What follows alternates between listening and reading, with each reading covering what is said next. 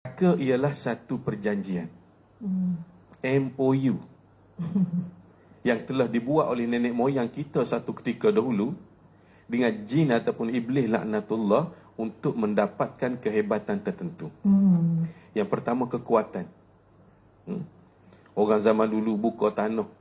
Sebelum ada Felda, sebelum ada Fekra, tu kita pergi teroka tanah 20 hektar pada masa tu, tak ada excavator pun, tak ada jentolok pun, dengan tulang 4 kerak, pokok balok besar-besar tayar kereta, dia boleh tebang jadi padang bola. Kekuatan mari mana masa tu? Ataupun untuk mendapatkan kehebatan tertentu seperti kecantikan. Orang zaman dulu nak cantik, tak ada pakai bedak.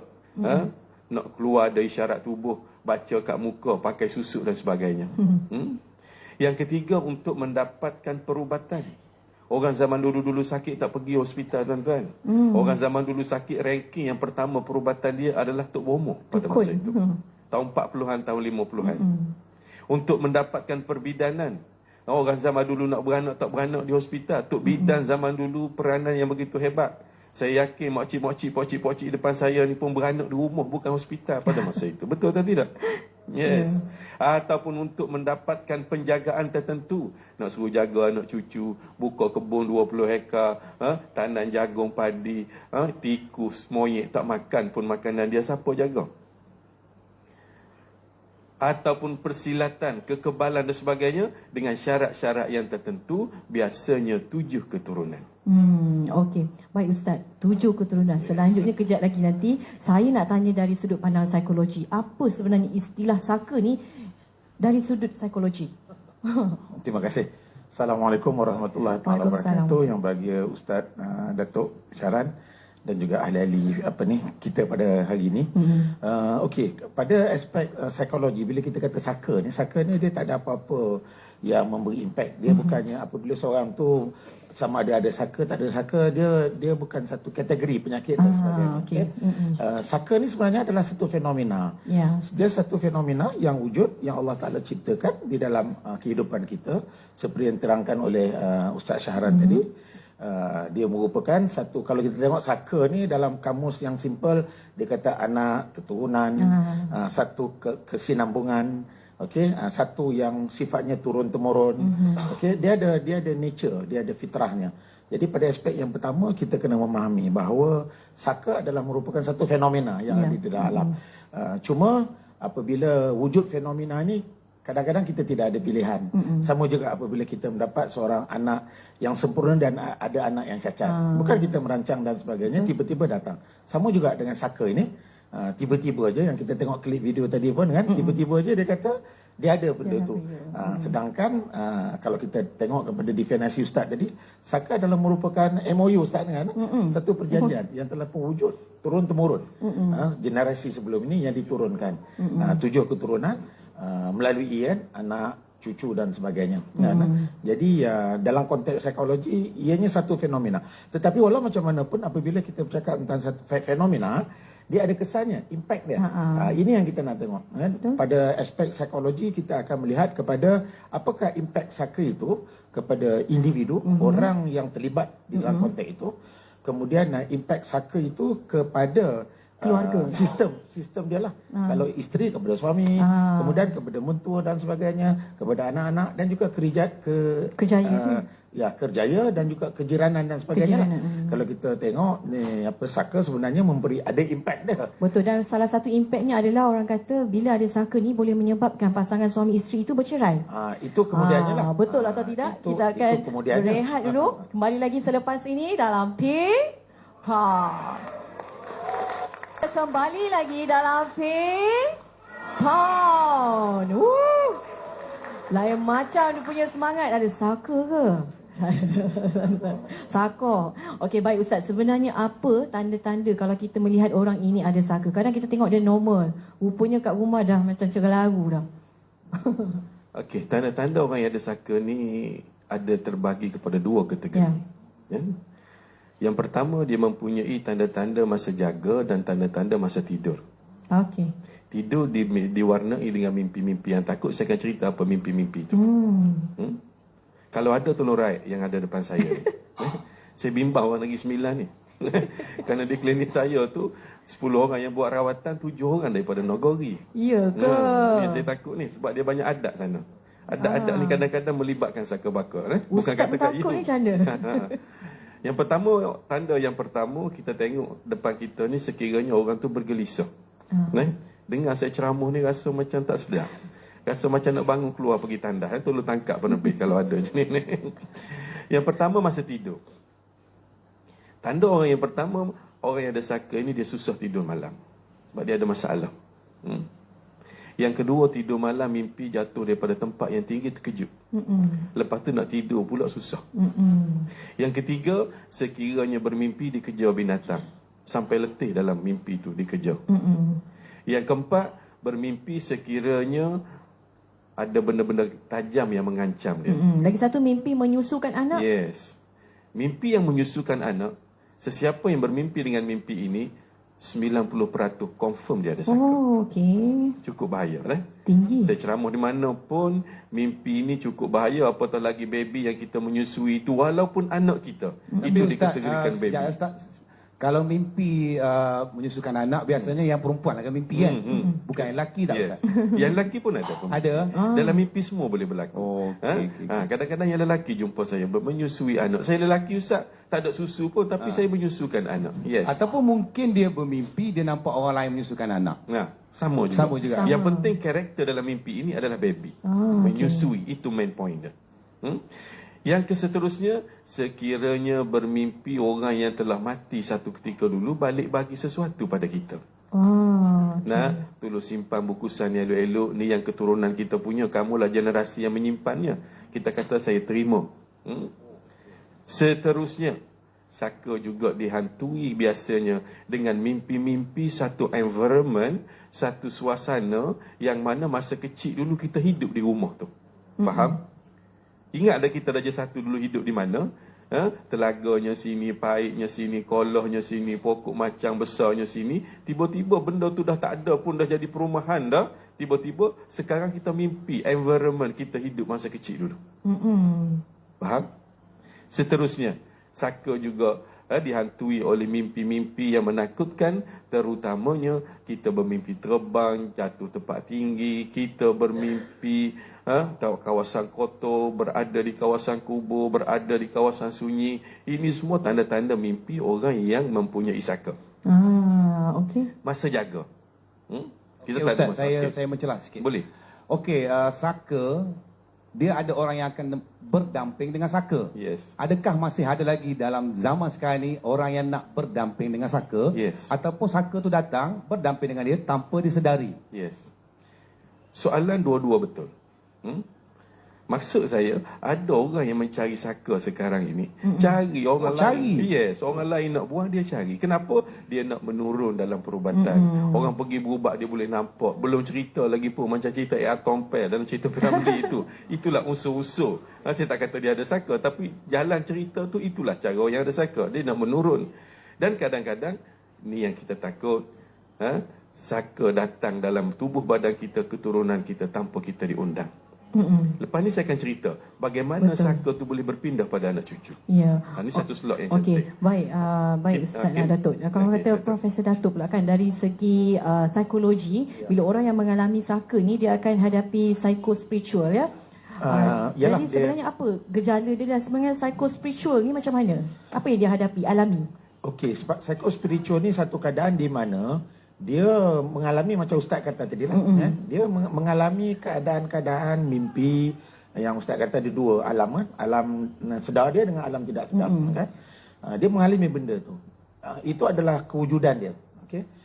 Kemudian apabila dia cuba nak memahami, dia ada masalah untuk nak memahami. Apabila dia cuba nak memahami, dia ada gangguan.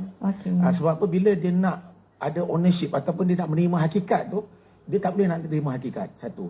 Yang kedua, dia faham. Dia dapat menerima sedikit hakikat. Dia tahu ini dan sebagainya. Tetapi dia rasa takut. Dan lebih buruk lagi, dia rasa malu. Sebab masyarakat kita ni memang malu. Banyak orang yang pergi macam nak jumpa ustaz. Saya rasa yang pergi jumpa ustaz tu dah peringkat teruk dah. Yang dah peringkat orang kata 80%, 90% gangguan tu dah maksimum dah.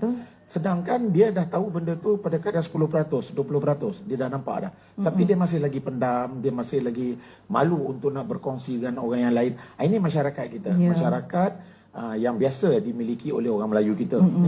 Okey, baik. Jadi jika mereka yang mangsa ni kalau jumpa pada pakar psikologi, sebenarnya apa yang pakar psikologi ni boleh bantu dan apa yang tak boleh bantu? Apa yang kita akan bantu dia adalah pertama sekali kita nak bagi dia memahami bahawa dia mesti faham bahawa dia menghadapi fenomena ini.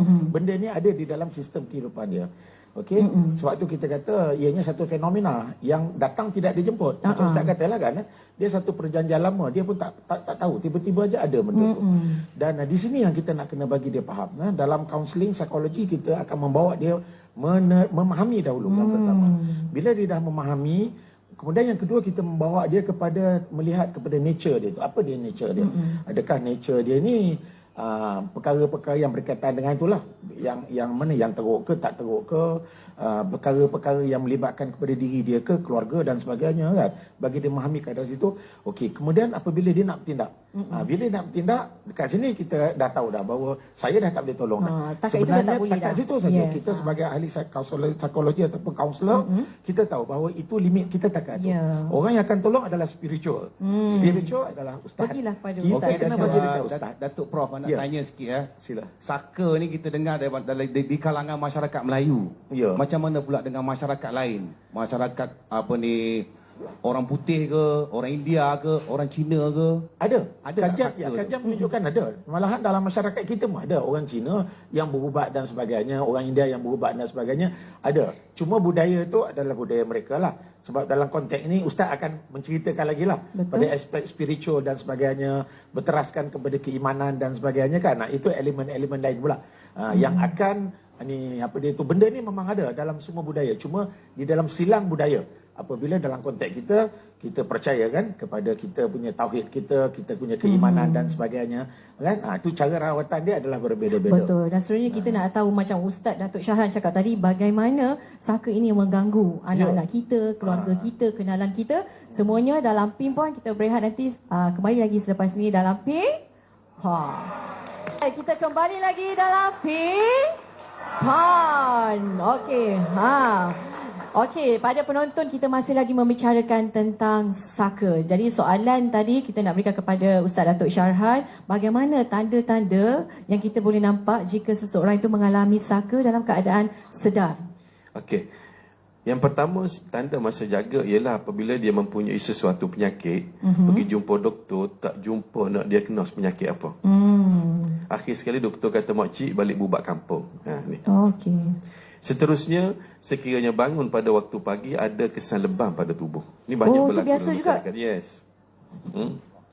Lebam pada tubuh.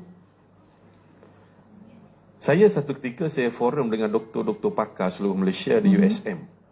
Ada satu audien tanya, dia lebam kat tubuh, dia tanya perspektif perubatan Islam apa, tanya perubatan moden apa. Doktor tu jawab, saya tertarik yang pertama, faktor lebam tubuh ni masa tidur kita terantuk. Yang kedua dia jawab faktor genetik. Okey. Maka jumpalah jawapan faktor genetik saka. Kita bincang tadi. Faktor genetik, yes. Lagi tanda-tanda orang yang ada saka ini masa jaga ialah rumahnya sentiasa nampak kelibat. Okey. Kat tangga, kat bilik air, kat store. Duduk rumah flat bertingkat-tingkat, bunyi guli kursi atas. Guli-guli. Yes, guli-guli. Apa lagi? Tanda orang yang ada saka ni juga dia suka marah. Benda-benda kecil, marahnya besar-besar. Ini berlaku perceraian dalam suami isteri ni. Kita akan bincang lepas ni. Kalau dia sentiasa lapar? Sentiasa lapar. Yes.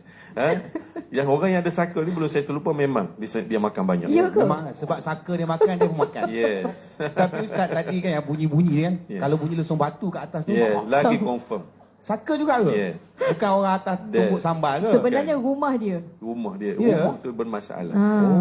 Apatah lagi bunyi guli, orang tutup pintu. Biasa ni kat Kuala Lumpur benda-benda seumpama itu. Bukan orang yang atas tu ada saka. Rumah kita yang bunyi. Dia atas tak bunyi pun. Dia kata aku tak buat pun. Lagi tanda-tanda orang yang ada saka ni, dia sakit sendi-sendi utama. Bermula daripada pinggang, lutut, tengkok dan sebagainya. Lagi tanda-tanda orang yang ada saka masa jaga juga, anak dia di rumah suka bercakaran sama sendiri. Berbala. bertumbuk sampai berdarah-darah anak kita. Benda-benda yang kecil, berguraunya, melampau. Ini tanda-tanda kepanasan yang berada dalam rumah tu. Okey. Tuan-tuan dan puan-puan sini ada tak rasa yang macam Ustaz cakap tu? Tak ada. Nah, dalam tu saya nak beri peluang kepada penonton di studio. Kalau siapa nak tanya soalan pada panel kita hari ni. Angkat tangan. Oh, sebelah dulu. Okey, sebelah sila. Okey. Dua tangan. Semangat. Sila. Sekejap. Okey, Cik. Okey. Assalamualaikum Waalaikumsalam. warahmatullahi wabarakatuh. Saya Haji Zainal bin Yunus daripada Kuala Pilah. Sebenarnya saya adalah menantu seorang dukun. Dukun itu Ustaz Kaha nama dia di Kuala Pilah. Jadi dukun ni memang hebat. Pernah pada waktu saya cuti, bila saya cuti daripada bekerja, pernah ikut dia pergi ke rumah-rumah yang pesakit waktu malam. Waktu malam tu dekatkan sikit mic tu Tuan Haji. Makin lama makin ke sana dah. Di waktu malam, tengah malam, saya pernah mengikut dia. Iaitu ubat mentawar katanya orang Sembilan orang kata. Mentawar. Jadi waktu nak pergi tu, saya nampak harimau. Saya tanya dia, "Baba, apa ni man?" Diam-diamlah, itu harimau kata dia. Tapi harimau tu dia tak mengganggu apa. Bila saya sebut tunjuk saja, dia berlari. Ya ke? Kemudian masalah saya sekarang ni, dia telah pun tak tahulah sama ada dia ceras saya turun saya ke atau tidak, saya tak tahu. Tapi orang datang jumpa saya, waktu tu saya tepuk belakangnya, pop, Bismillahirrahmanirrahim, pop, keluar tai dia, muntah dia keluar, semata dia baik. Ya ke? Alhamdulillah, syukur, alhamdulillah. Okey, baik, terima kasih Tuan Haji. Tetapi bacaannya ialah salah pada segi agama. Yang saya tahu, baru-baru ni saya tanya kepada orang, Ustaz, saya... Okey, tak apa, teruskan. Saya baca, mendoakan orang ni baca-bacaannya ni. Ustaz dia kata, salah ni, berhentikan. Saya akan berhentikan tu, tak mahu baik. Tentang pada tu, tak mahu tak jadi lagi dia buat tu. Saya nak tahu bacaan. Tak jadi. Saya nak dengar bacaan tu. Boleh kita kongsi bersama? Bacaan tu tak boleh baca. Tak boleh Kenapa? baca. Tak boleh baca lagi. Jadi soalan sekarang? Soalan sekarang ni, dia, Pak Mentua selalu datang waktu malam dengan saya. Okey. Jadi, apakah itu masih lagi ada pada segi saya? Dan saya tak nak lagi benda tu. Okey, baik. Terima kasih Tuan Haji. Baik, silakan. Berikan tepukan. Silakan, Ustaz Datuk Syarhan. Apa yang dialami sebenarnya? Okey, satu pengakuan ya. Saya cukup teruja dengan seorang pakcik yang ikhlas. Dan beberapa persoalan yang dalam benak pemikiran saya. Yang pertama, dia nampak harimau. Memang itu belaan dia. Orang zaman dulu tak ada transport. Tu mungkin dengan pakcik dia tak naik harimau. Kadang-kadang kalau dia seorang, dia naik harimau macam naik kereta. Jelmaan, orang Kelantan panggil hala. Orang Kuala Lumpur panggil harimau jadian dan sebagainya. Memang itu belaan. Jadi sekarang ni, kita pernah ambil ilmu tu satu ketika dulu dengan dia, dan kita buat orang jadi. Yang menjadi persoalan di sini dalam Islam, al-wasilah la tubihul ghayah. Al-ghayah la tubihul wasilah. Ni kaedah usul fiqh. Matlamat tidak menghalalkan cara. Ini satu kaedah. Cara kita nak matlamat kita cantik, nak suruh dia sembuh. Tapi cara kita salah. Bacaan tadi tu. Yang duk panggil, hey mambang tu, hey penjaga gunung ini salah. Maka bertepatan dengan Rasulullah sebut, ridu alayya ruqakum fa illam takun syirkun fala ba'sun. Satu ketika Aisyah sedang dijampi oleh seorang Tok Bomo. Rasulullah kata, Tok Bomo, kamu baca depan aku, jampi aku nak dengar. Jika tidak ada unsur-unsur syirik, maka persilakan walau bahasa apa sekalipun. Jadi di sini saya khawatiri, takut-takut benda tu ada lagi dalam tubuh pakcik. So pakcik tidak kena menceraikan diri pakcik dengan benda tadi. Satu ayat saya nak bagi. Untuk Pokcik, untuk penonton audiens dalam dewan ini, dan untuk mereka saja yang menonton di luar ini, tolong ambil ayat ni. Kalau kita ziarah orang sakit ke, orang ada saka, pergi ziarah ke hospital, dia ada dalam wad ke, tolong jangan ada benda lain ikut kita sekali balik. Ini ayat perceraian. Letak tangan kanan kat dada kiri, ikut saya baca. Ini satu ilmu yang bermanfaat. Ikut saya baca beramai-ramai. Penonton di rumah pun boleh baca bersama saya. Bismillahirrahmanirrahim. Wa hifzan min kulli syaitanin marid. Ya Allah, jagalah aku daripada gangguan syaitan yang terkeji. Wa hifzan min kulli syaitanin marid. Okey, pejam mata, tarik nafas. Ya Allah, ya Tuhanku, sekiranya aku ada saka baka, keluarkan ianya, ya Allah. Aku tak nak niat lagu tu, tuan-tuan. Duk mana ubat ni? Ubat ni bukan duk di hospital, bukan duk di farmasi. Ubat ini ada di rumah kamu dalam Quran, surah As-Saffat ayat 6.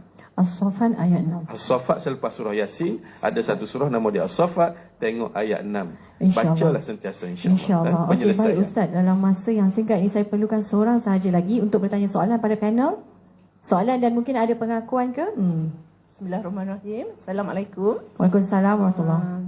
Untuk pengakuan tu, saya memang banyak kalilah buat rawatan dan semalam pun baru buat rawatan sebab gangguan terlampau sakit kepala. Okey, saya nak tanya, memang mengalami gangguan tu ke? Gangguan tu memang selalulah mengalami. Selalu. Jadi maksudnya pernah mengalami gangguan saka ni?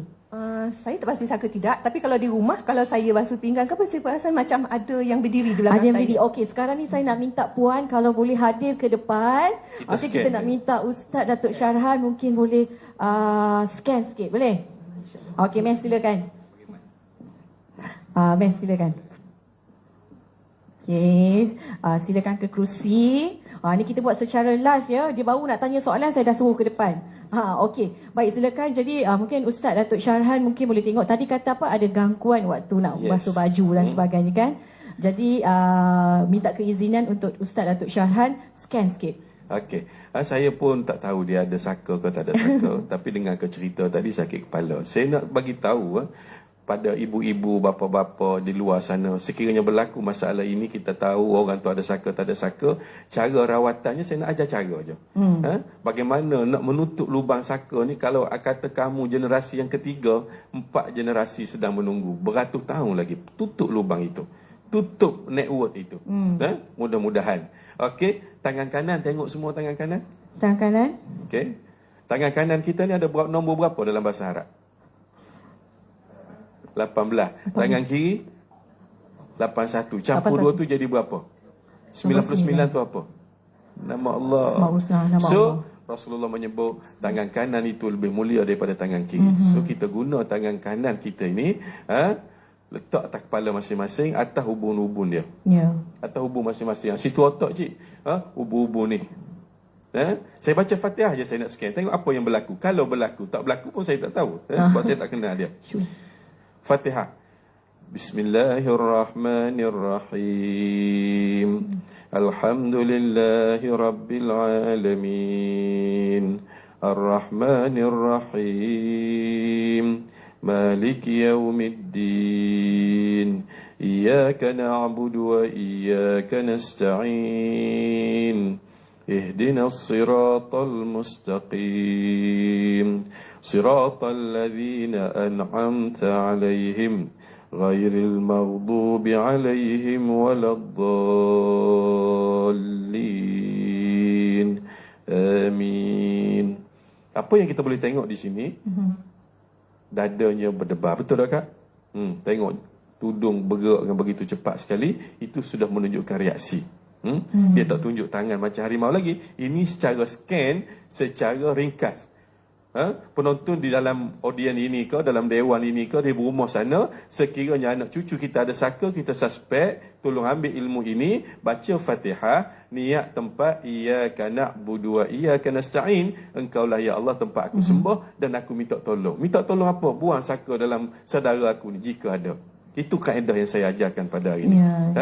Mudah-mudahan. Okey, jadi iyyaka na'budu wa iyyaka nasta'in. InsyaAllah. Jadi soalan ni tak sempat tadi nak tanya, kita terus bagi praktikal. Okey, baik, kita akan berehat. Kembali lagi selepas ini dalam P-POP. Untuk yang tanya tadi, kita ada hadiah, kita ada sumbangan. Tapi saya tak sempat nak bagi sebab macam ada seram sikit kan. Dengar cerita ustaz semua kan. Okey, hadiah dia, sumbangan dia Secret Lift daripada Secret Lift International untuk Haji.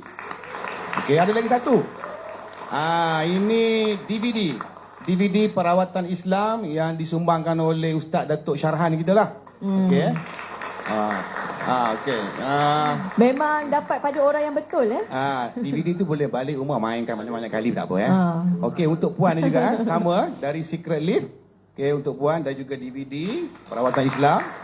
Okey. Dari sumbangan Datuk Syarhan Tapi bila saya sebut Datuk Syarhan ni, saya selalu teringat Datuk Syahrukh Khan. Okey, terima kasih Azidah. Ya, okey, baik Profesor Datuk. Saya nak tahu pula, tadi kita dah cerita, dah praktikal, dah tahu dah saka ni macam mana. Sebenarnya apa kaitan antara gangguan sihir ini dengan kesihatan mental? Kesihatan mental lah.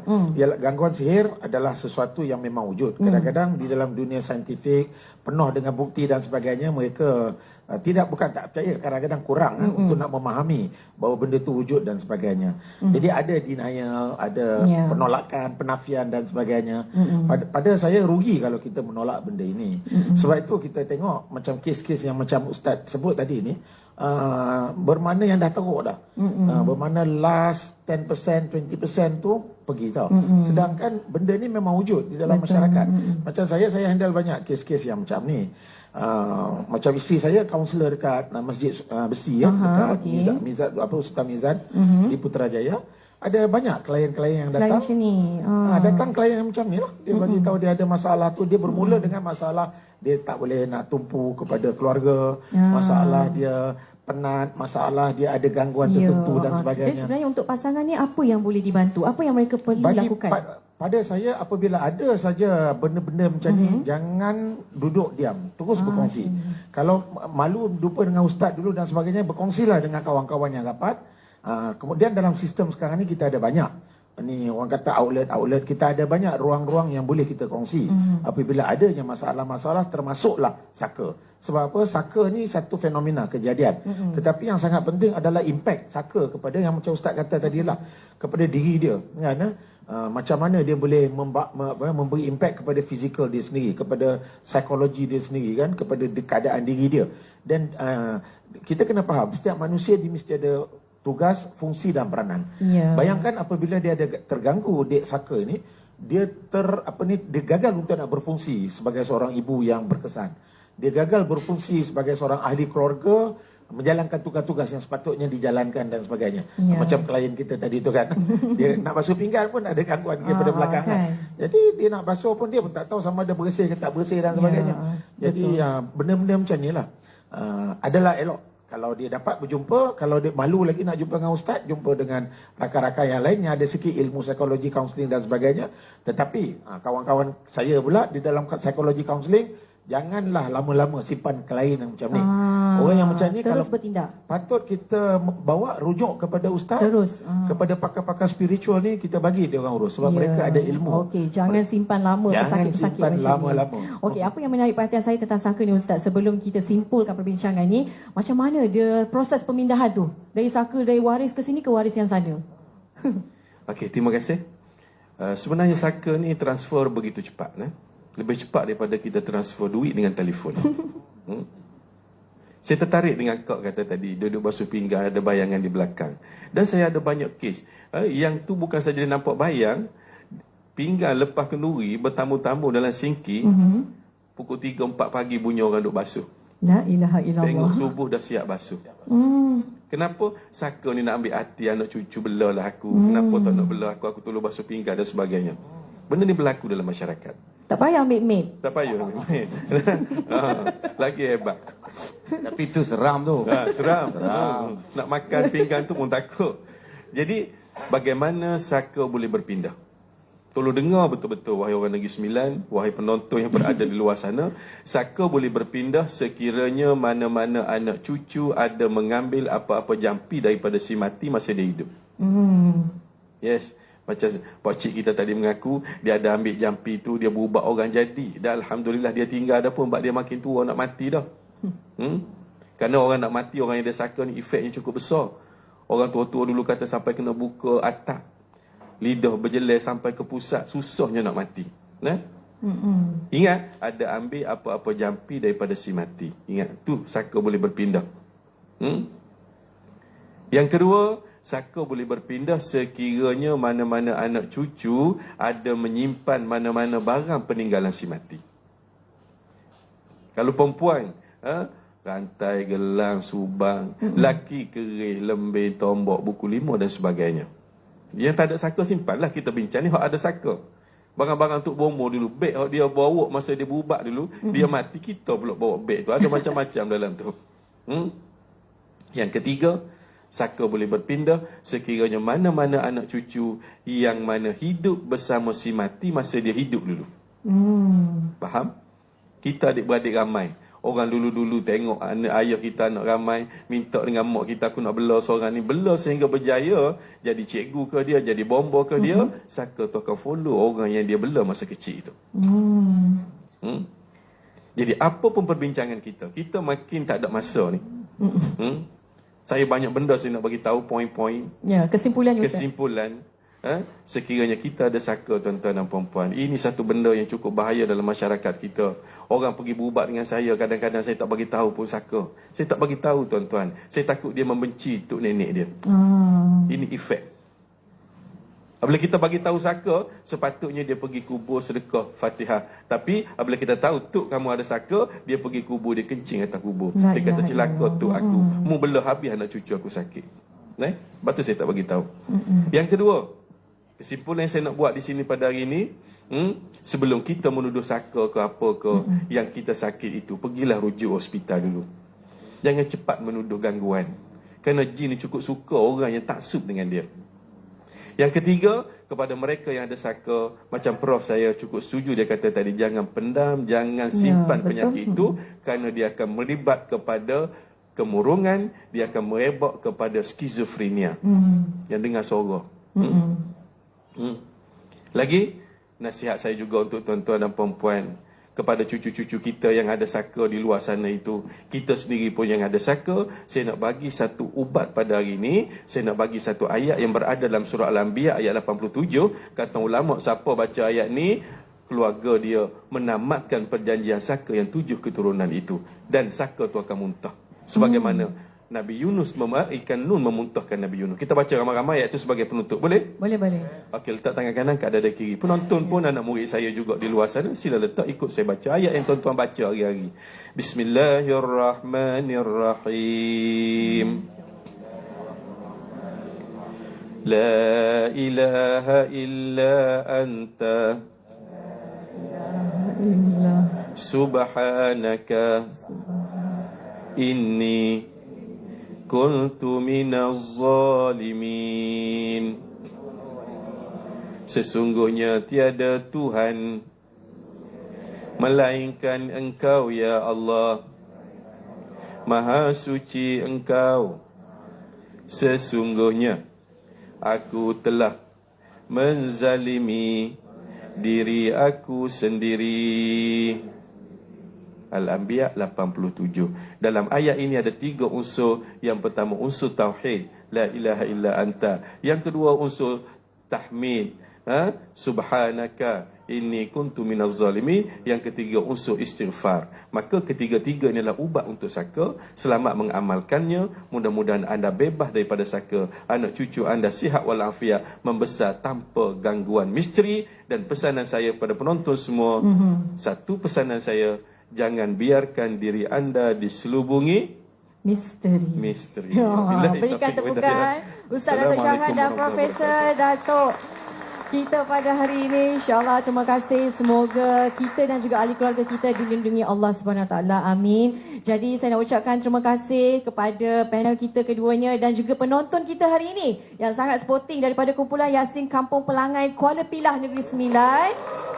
Terima kasih orang Kuala Pilah dan juga terima kasih kepada penaja perabot kita Pat Adam Factory dan juga Catering Suri Catering and Event Services. Terima kasih. Dan juga penaja utama kita daripada Aqua Selahkan Kecantikan Semula Jadi Anda. Saya minta maaf atas segalanya. Saya Azidah Muhammad bersama 1H. Kita jumpa esok dalam Ping Pong. Assalamualaikum.